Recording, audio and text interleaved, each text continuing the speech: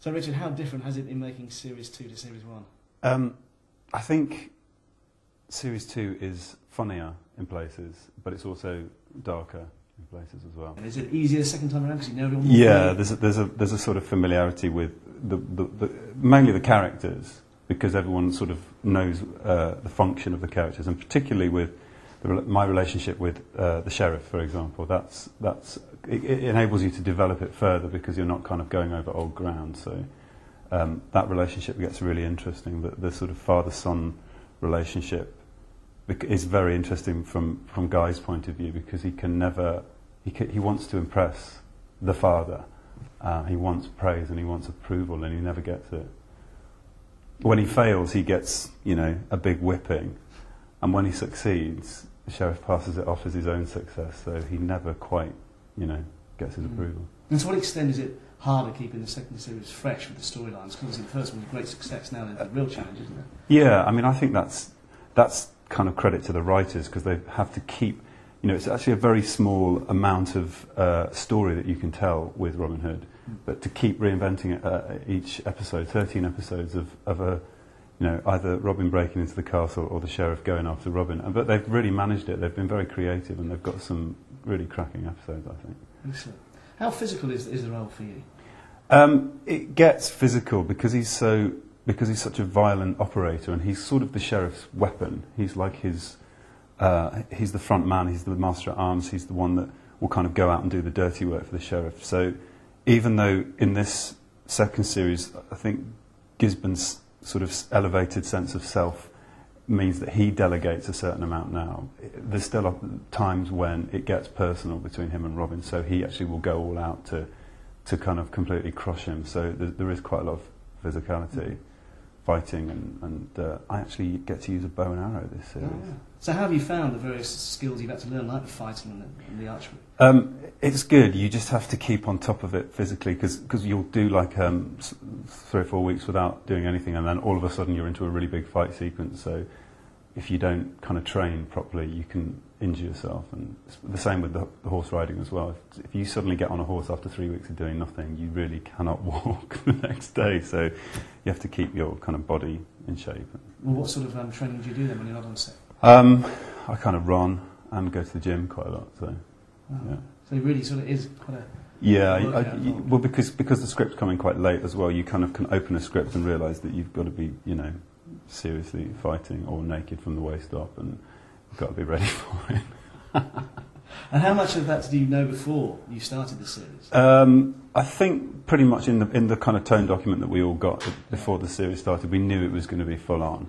Everyone came to the series knowing it was going to be that sort of action-packed adventure thing, and I think that's what attracted most people to it. And how much horse riding had you done before? I'd ridden for a film before, but not to the extent that we do on this, because we're on and off the horses pretty much all the time, and I've really built a relationship with my horse.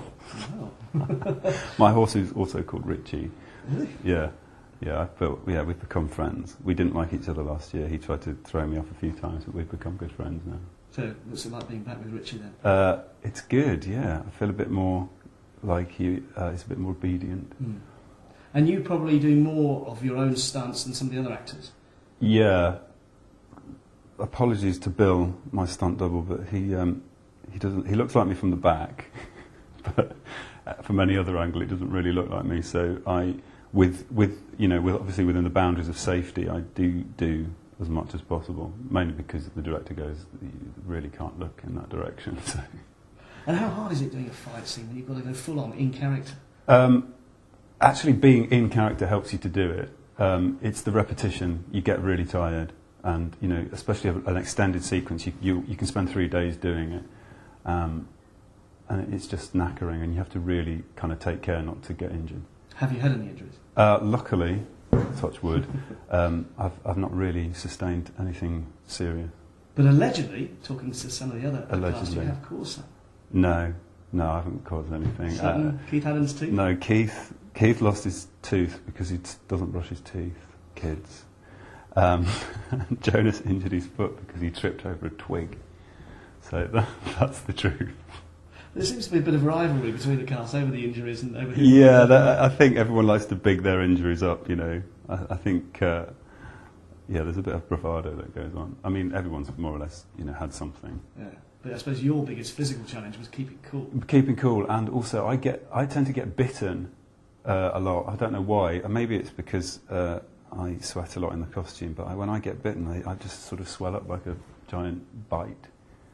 Just by mosquitoes, not by Richie. No, just by mosquitoes. Yeah. And it's not so good if you get bitten here and you get a big egg arriving on your head in the middle of the scene. That's when everyone starts to panic. But, yeah. So how did you try and cope with the heat? I was very kindly sent a T-shirt with lots of little pockets all over it that you can slip ice packs into. So that really helped.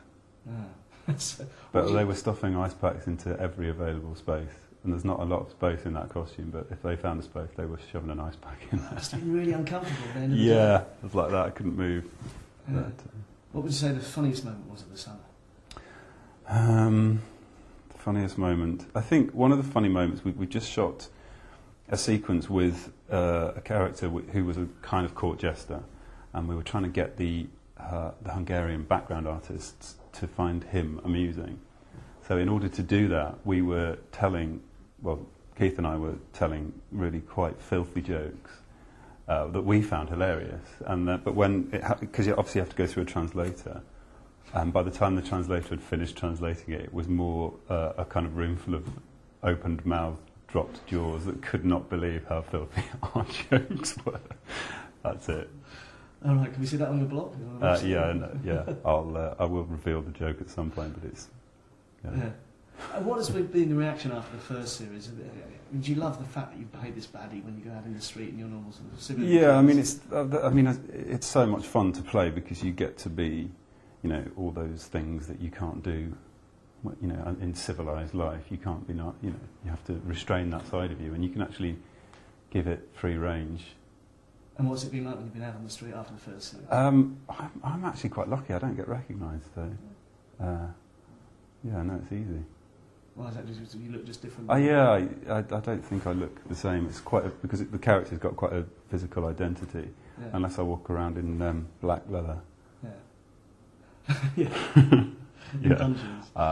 Yeah. Okay.